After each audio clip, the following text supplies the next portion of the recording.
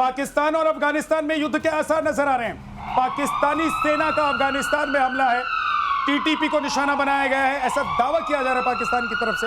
अफगानिस्तान के खोस्त और नंगरहार प्रांत में अटैक किया गया है। पाकिस्तान के इस कदम के बाद काबुल का तालिबान प्रशासन भड़क सकता है। पाकिस्तानी हवाई हमले के बाद दोनों के बीच सैन्य टकराव का खतरा बढ़ गया है। सिराज सर, एक तरफ हिंदुस्तान ने कूटा है, टीटीपी तो वक्त वक्त पर कूटता ही रहता है, और अब अगर पाकिस्तान ये दावा कर रहा है, पता नहीं ये सच है कि झूठ है, मुझे तो झूठ लग रहा है, लेकिन अगर ये सच है तो इसका मतलब एक और मोर्चा पाकिस्तान के लिए खुलने वाला है। एब्सोल्युटली। देखिए, ईस्टर्न फ्रंट से तो हम लगे हैं और हाँ, ऑपरेशन सिंदूर रुका नहीं है। जो उनका है, जो वेस्टर्न फ्रंट कहते हैं ये लोग, उनके ऊपर में तहरीके तालिबान पाकिस्तान। और ये कौन सा इलाका है? आपने एक बहुत अच्छा नंगरहार बताया, कोहट बताया, कौसट बताया। इन जगहों के ऊपर में ये कहते हैं उनके ऊपर हवाई हमला किया इन्होंने। ये ऐसा नहीं कि पहली बार नहीं किया, ये फाटा का इलाका है, नॉर्दर्न इनको नदर्न एरिया इसको कहते थे, उस इलाके में लगता हुआ इलाका है। और देखिए जो तालिबान है, तालिबान आज ये कहता है कि आप हमारे टूरन 2000 से भी ज़्यादा का जो सीमाएं हैं, इसके ऊपर आपकी नज़र हुई तो देखिए ये तो ले आएंगे पूरी की पूरी सीमा। जो इनकी परिकल्पना है तहरीके तालिबान पाकिस्तान की, जिसमें टीटीपी, जिसके अंदर में वो भी शामिल है, अफगानिस्तान के तालिबान, वो है कि इनकी बॉर्डर को हम ले आएंगे। जो इंडस रिवर है उतनी डीप इनसाइड खैबर पख्तूनख्वा गया, यही बात होती थी ना जी। खैबर पख्तून गया उधर बलूचिस्तान के ऊपर में जो चीज हो रही है, बलूचिस्तान में इसी तरह की आग लगी हुई है। तो पाकिस्तान के जो टुकड़े हैं वो तो होने ही वाले हैं, वो दिखाई दे रहा है। ये तो भाई भाई को मारेगा, और जिसने ट्रेनिंग दी है, जिसको ट्रेनिंग दी है, यानी कि गुरु को चेला कूटेगा इस मोर्चे पर। श्याम सर, देखिए, उन्होंने मारा है, हवाई हमले किए हैं, और कई दिनों से चल रहा है लगातार। 2-3 साल से, जब से तालिबान आया है 2021 से, लगातार अटैक ये करे जा रहे हैं। टीटीपी वहाँ से लगातार अटैक करता है, और ये बॉर्डर सेंसिटिव हो गया है बहुत ज़्यादा। और वो ये कहते हैं कि इसमें भारत का हाथ है, अफगानिस्तान को हम मदद कर रहे हैं और हम तोड़फोड़ कर रहे हैं। मुनीर ने ये इल्जाम लगाया है कि ये भारत की पहल से हो रहा अफगानिस्तान की तरफ से अटैक, जो बिल्कुल ही गलत है। इसमें हमारा कोई रोल नहीं बनता। अफगानिस्तान के लोग, वहाँ के ट्राइबल जो उस बॉर्डर पर हैं, उनको तकलीफ होती है, वो लड़ते हैं, और जश्न का भी माहौल है, क्योंकि 50,000 लड़ाके भेज दिए अफगानिस्तान ने, और वो लड़ रहा है उसके अगेंस्ट में। वहाँ पे काबुल में 2 बार देखिए अटैक भी हुआ है, काबुल में 2 हमले भी हुए हैं, उनके 2 जगह उन्होंने एक तरह से ब्लास्ट हुआ है बहुत बड़ा। तो काबुल पूरी तरह से बौखलाया हुआ है, और वो उसने लड़ाके भेजे। जश्न का भी माहौल है, क्योंकि बच्चे और औरतें मारी गई हैं इस हवाई अटैक में पाकिस्तान की तरफ से। तो उसके जवाब में अटैक किया है पाकिस्तान ने, और एक मीटिंग बुलाई है उन्होंने। एक पॉइंट बताऊं, मीटिंग बुलाई है उन्होंने अफगानिस्तान के जो अगेंस्ट है तालिबान के लोग, उसकी एक मीटिंग बुलाई गई है, और ये सेना उसका मदद करके एक तरह से एक पैगाम दे रही है कि हम कुछ लामबंद हो रहे हैं अफगानिस्तान के अगेंस्ट में। एक बात ये भी है सर कि जहां जहां पाकिस्तान बिना मतलब में टांग अड़ाता है, तो भारत का हाथ वहां जाता है और उसकी टांग खींच लेता है। विद्यासागर, आप ही जानिए, ये जो कहते थे ना अफगानिस्तान, उनका जो डीप कहते थे ना, हमारा डीप है, स्ट्रेटेजिक डेप्थ है हमारा, वो डेप्थ को तो हमने ही खा गया। और देखिए ये चीज आप वो घबराए हुए हैं। आपने कहा ना मुल्ला मुनीर की ये कोई साजिश नहीं है, उनकी घबराहट है, और वो तो छिपे हुए थे ऑपरेशन सिंदूर में, तो बंकरों में छिपे थे। कहाँ छिपेंगे तो आने वाला समय बताए। ठीक है, अब देखिए पाकिस्तान एक तरफ कहाँ छिपेगा ये पता नहीं युद्ध के हालात में, लेकिन अभी पाकिस्तान डूब रहा है। बाढ़ में डूबे पाकिस्तान का बेतुका बयान आया है। पाकिस्तान ने बाढ़ का जिम्मेदार भारत को बता दिया है। अब जहां पाकिस्तान को लगता है कि पाकिस्तान मर रहा है, कट रहा है, डूब रहा है, मिट रहा है, उन सभी चीजों के लिए वो भारत को जिम्मेदार बता देता है। शहबाज सरकार ने शहबाज सरकार में जो प्लानिंग मिनिस्टर है एहसान इकबाल, उन्होंने कहा है कि पाकिस्तान में बाढ़ के लिए भारत जिम्मेदार है। इकबाल ने कहा है कि भारत पानी को हथियार की तरह इस्तेमाल कर रहा है। लेकिन सच क्या है? सच ये है कि भारत ने अलर्ट दिया, नहीं तो लाखों पाकिस्तानी मारे जाते। एक बार नहीं, 4 बार अलर्ट भेजा कि बच सकते हो तो बच लो, क्योंकि पानी आ रहा है और ये तलवार की धार से कम नहीं है, गला रेतते हुए निकल जाएगा। और भारत ने बताया, भारत ने मैसेज दिया, अलर्ट दिया, इसलिए पाकिस्तानी बचे हैं। तो ये पाकिस्तान में तो पाकिस्तानी आवाम ये कह रही है कि भारत है तो जिंदा है, लेकिन हुक्मरान कह रहे हैं सिराज सर कि भैया इन्होंने ही मार दिया।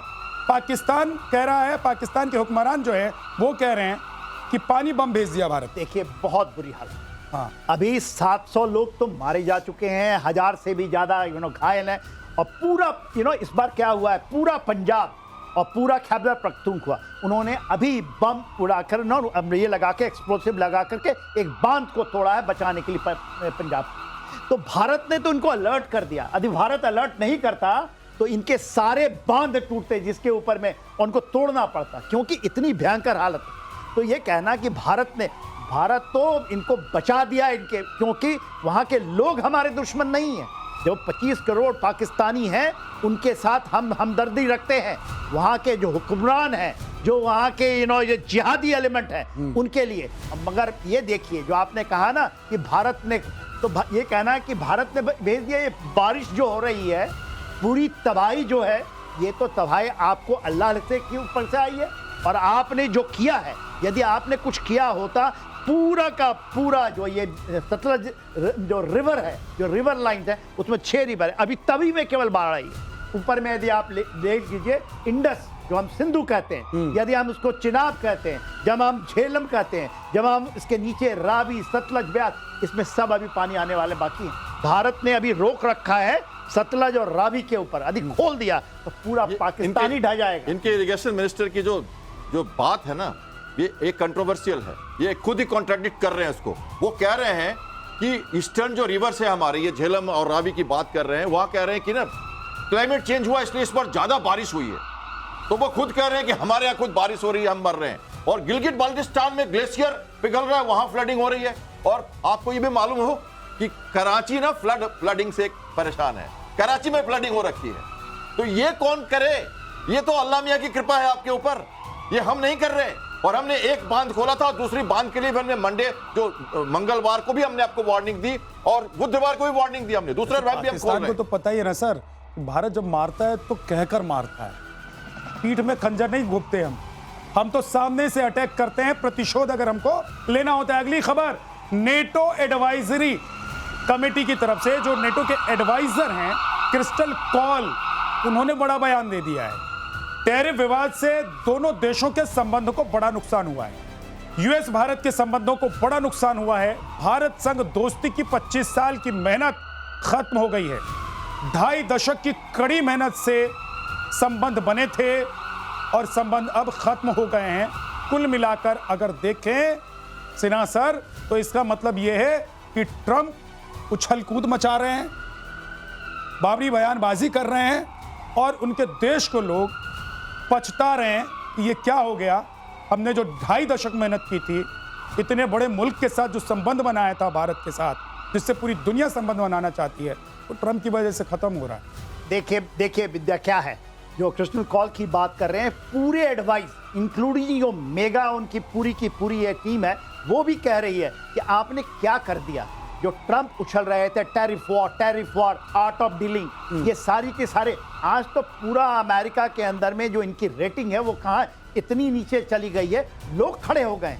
और भारत के साथ संबंध 25 साल की जो पूरी अथक परिश्रम, और ये नहीं, अमेरिका के पूरे लीडरशिप, उसके डिप्लोमेट्स, उन्होंने ही जोड़ा था, क्योंकि आपने तो हमारे पीठ में खंजर घोड़ा था 71 में। उसके बाद हमारी जो चीजें हुई, और भारत को स्ट्रेटेजिक पार्टनर इन्होंने बनाया, मोस्ट फेवर्ड स्ट्रेटेजिक पार्टनर ही बोलते थे।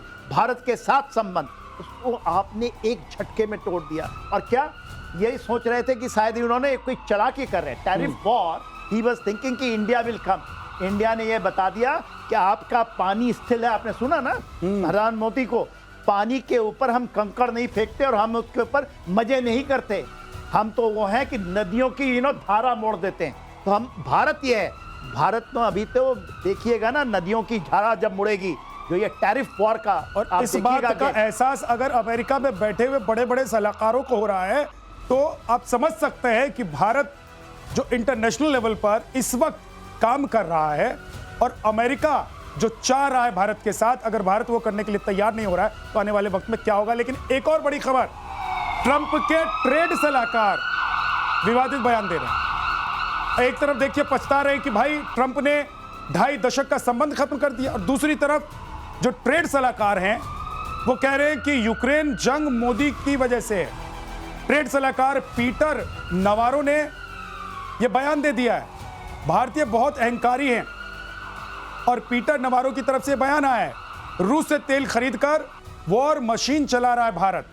अरे भाई, तुमने कितने बिलियन मिलियन डॉलर दिए हैं यूक्रेन को, इसका अंदाजा श्याम सर क्या किसी को बताने की जरूरत है कि यूक्रेन को सपोर्ट कौन कर रहा है? मैं तो वहां रिपोर्टिंग करके आया हुआ हूं, वहां लोगों को मैंने सुना है, जाना है, वहां देख कर आया हुआ हूं 4 महीने तक कि अमेरिका से जो पैसा और हथियार या फिर नेटो देशों से जो पैसा और हथियार आ रहा है, पोलैंड के रास्ते यूक्रेन पहुंच रहा है, वो कैसे आ रहा है।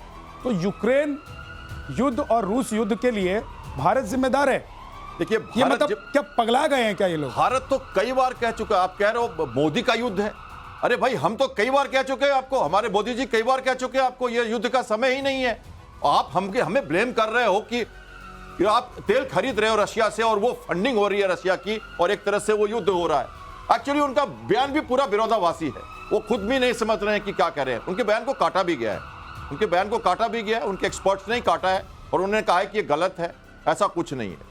जबकि हम एक और बात कहना चाहते हैं कि देखिए, अगर आप टैरिफ हमारे ऊपर लगाते हो तो टैरिफ की मार आपके ऊपर भी पड़ेगी, हम भी टैरिफ बढ़ाएंगे, हम तो किसी न किसी तरह का रास्ता खोज भी लेंगे। लेकिन रशिया जो कर रहा है, और ये क्या यूरोपियन यूनियन के यूरोपियन कंट्रीज क्या एनर्जी रशिया से नहीं खरीद रहे? क्या वो युद्ध की फंडिंग नहीं कर रहे हैं? तो ये कैसे हो सकता है कि आप हमें कह रहे हो? खुद अमेरिका कर रहा है, खुद अमेरिका रूस के साथ ट्रेड कर रहा है, चीन के साथ कर रहा है। मतलब पर्दे के पीछे आप गुल खिलाएं और सामने कहें कि देखो भैया आप नहीं करो क्योंकि युद्ध चल रहा है, तो तुम करोगे तो हम क्यों नहीं करेंगे? हमारा तो वैसे भी जब वक्त पड़ा है तो रूस ने ही साथ दिया, तुमने तो छल प्रपंच से पाकिस्तान का साथ दिया। देखिए विद्या, आपको ना पीटर नेवारो के बारे में जानना और आपके दर्शकों को जानना पड़। ये पीटर नेवारो 3 महीने तक जेल में रह के आए थे। ये डीप स्टेट के हिस्सा हैं। ये जो कहते हैं ना कि भारत डीप स्टेट बता दीजिए सर दर्शकों को। देखिए, डीप स्टेट ऐसा होता है, ऐसा कहा जा रहा है अमेरिका के अंदर में जो मागा वाला आया था कि इवन ट्रंप वो डीप स्टेट से ही चुन के आए हैं सेकंड टर्म में। डीप स्टेट ने उनको दिया था चीज़ों को करने के लिए। अब डीप स्टेट में कौन कौन है ये तो आप डीप स्टेट में वहाँ के लोग जो भी हैं वो एडमिनिस्ट्रेशन के भी शामिल हो जाते हैं। तो वो ये गेम खेला जाता है पेंटागन से भी और उसकी बड़ी व्यवस्थाओं के ऊपर में कि पूरे विश्व में कैसे हम अपना आधिपत्य, ये जो कहते हैं ना यूनिपोलैरिटी को बनाकर रखें, केवल हम ही वर्चस्व लेंगे और कोई नहीं हो सकता। इसलिए वो गेम, तो देखिए आपके सत्ता को बदलना, भारत में भी ये गेम खेला जाता है कि किसी तरह भी जो अभी ट्रंप, देखिए टैरिफ वॉर के अंदर में कौन 104 जो हमारे 1.4 बिलियन लोग हैं, 140 करोड़ वो विजयी होकर के आए। अभी आपको उस चीजों को वो करेंगे कि यहाँ भी सत्ता बदले, इसकी कार्रवाई चलती है, मगर आप उसको डिफीट कैसे करते हैं? तो वो जो बातें करते हैं कि नहीं आपने रशिया से तेल खरीदा इसलिए आपको 25 + 25 50% करेंगे। भारत ने कहा कर लो भाई, कर लो, हम तो ये मैंने आपको पहले बात बताया कि आप कर लो। हम लोग तो ऐसे लोग हैं, भारत के लोग जो नदियों के धारा को मोड़ने वाले लोग हैं। ठीक, हम लोग वो नहीं है कि आप इनको, आपको पता है अमेरिका में 37 ट्रिलियन डॉलर की इनके ऊपर डेट, ये तो थमी हुई पानी है, उसमें कीचड़ है, उसमें बदबू आ रही है, हम उस पर कंकड़ नहीं फेंकेंगे, हमें कुछ नहीं। 1% हमारा 2% ऑफ GDP भी नहीं, 1% से हमारा इनका ट्रेड होता है, 40 बिलियन, कुछ नहीं है। वो तो $5 आता है ना जो रशिया से अभी कल का आएगा, उनको आप इकट्ठा करो और जो भी हमारे छोटे हैं या जो ये करते हैं उनको दे दीजिए। इंटरनेशनल मार्केट में ये भी खबर चल रही है कि इंडियन करेंसी के जरिए भारत क्या इस ट्रेड वॉर को जीत सकता है और इंडियन करेंसी की बदौलत क्या भारत अमेरिका को अब पीछे धकेल देगा। एक चर्चा चल रही है, हालांकि अभी इस पर लेकर बहुत ज्यादा बात नहीं हुई है, लेकिन चर्चा हो रही है। लेकिन इस बीच एक और बड़ी खबर बता देते हैं। रूस का यूक्रेन की राजधानी कीव पर जोरदार अटैक हुआ है। रूस ने ड्रोन और मिसाइलों से हमला किया। यूरोपियन यूनियन के डेलीगेशन बिल्डिंग पर यह अटैक हुआ है। हमले में 14 लोगों की मौत हो गई है, 50 लोग घायल हो गए हैं। ये बड़ा हमला इसलिए है क्योंकि कीव में उस जगह हमला किया गया है यूरोपियन यूनियन के डेलीगेशन बिल्डिंग पर। और मैं तो यहाँ गया हुआ हूँ, मुझे पता है ये बहुत ही सेंसिटिव इलाका माना जाता है। यानी कि यहाँ पर हमेशा आप देखेंगे कि जो सेफ्टी मेजर्स हैं उसको तैनात रखा जाता है। मैं इसके पास ही रुका हुआ था जब मैं कीव में था। तो ये जो बड़ा हमला है रूस की तरफ से, ये क्या एक नया मोड़ इस पूरे युद्ध को दे सकता है सिरा सर? एब्सोल्युटली। देखिए कहाँ हुआ है, आपने तो यूरोपियन यूनियन के उसके इसके अलावा ब्रिटिश काउंसिल जो उनकी है ना, उसके ऊपर हमला हुआ है। इसके पहले अमेरिका का वहाँ था रोमानिया के साथ के इलाके में जो उनकी थी, वहाँ पर ड्रोन फैक्ट्री बनाते थे, उस पर हमला किया। तो रशिया जो अभी हमला कर रहा है, और खास करके कीव के ऊपर में 600 गिरॉन 2 ड्रोन आए हैं। उसके बाद उनकी किंजल मिसाइल है से जो Su-57 है वो लेकर उड़ा था। अभी तो ये चीज शुरू हुई है, आप देखिएगा आर्सेनिक का भी यहाँ पर हमला आएगा। तो ये जो फेस चल रहा है, ये तो आपको कीव की वही हालत होगी जो आपने गाजा के अंदर में देखा है, जो बिल्डिंगों की हालत हुई ऐसे ही है। और ये कैपेबल है, अभी तो ये शुरू हुई। कोई कहता था ना कि क्यों रशिया इतना दिन तक इनको छोड़ रखा है, क्यों नहीं 7 दिन में खत्म कर देता है। वो धीरे धीरे तिल तिल करके मारेगा और स्ट्रेटेजिक जीत होनी है आर्टिक के ऊपर में और पूरे ऊपर में। मनोबल तोड़ रहे हैं, मनोबल तोड़ रहे हैं मेरे ख्याल से। मुझे एक लगता बात ये है, एक सवाल मेरे जहन में है कि क्या क्योंकि यूरोपियन यूनियन की बिल्डिंग पर हमला हुआ है, अब सीधे नेटो देश उसमें उतरेंगे? देखिए अभी ऐसी कोई स्थिति नहीं बनती है, क्योंकि देखिए ये एक 7 से 8 बिल्डिंग पे उन्होंने कई जगहों पे अटैक किया है, और सभी ऐसे जगह थे जो रेसिडेंशियल कॉम्प्लेक्सेस थे, और उन्होंने बेसिकली मनोबल तोड़ने का काम किया है। और जेलेंस्की कह रहे हैं कि ये बैलिस्टिक बातें कर रहे हैं, टेबल पे आना नहीं चाहते। तो इसलिए कह रहे हैं क्योंकि वो रशिया का कहना है कि तुम्हारी नाटो की आहट हटानी है, तो वो वहां जहां पर पिंच करते हैं, जहां पर ज्यादा सब पिंच हो। और एक तरह से अब देखिए रिहायशी इलाकों पर अटैक किया उन्होंने, तो कई लोग तो गुहार लगाएंगे इसके ऊपर। और देखिए यूके ने रशिया के एम्बेसडर को तलब किया है। For more of such videos, do like, share and subscribe to ET Now Swadesh.